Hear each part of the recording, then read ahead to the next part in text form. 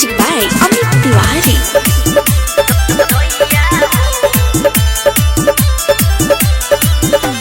गौना करा के जब ससुरा तू गईलो, पहला ही राते बोला काका तू कैलो। चुप रहो ए रानी बोला हो। गौना करा के जब ससुरा तू गईलो, पहला ही राते बोला काका तू कैलो। बोला भाईल की ना हो ठोकैया, सुनो करिले हम दोया दोया हो, मारे निहुरा के जब सोनिया हो। करिले हम दोया दोया हो, मारे निहुरा के जब सोनिया हो।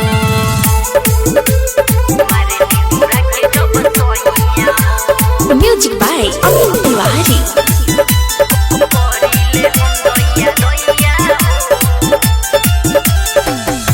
कहाँ से प्यार शुरू कैल तोहर पियावा, इतना हम चले हमार कुहक गइल जियावा।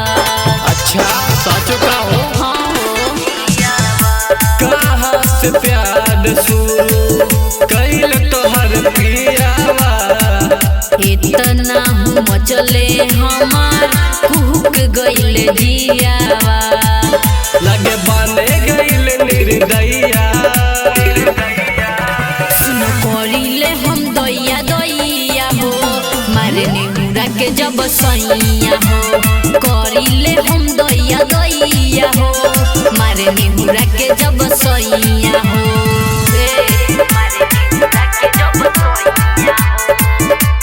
Music by Amit Tiwari.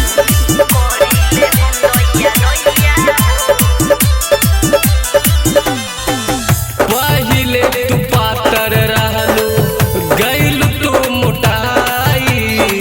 ससुरा में सैया जी के केरा रोज खाई।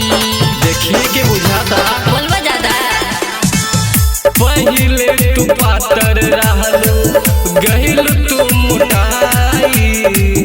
ससुरा में सैया जी के केरा रोज खाई।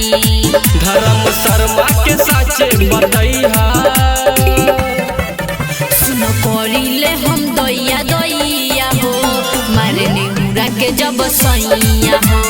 करिले हम दोया दोया हो, मारे निहुरा के जब सैया हो।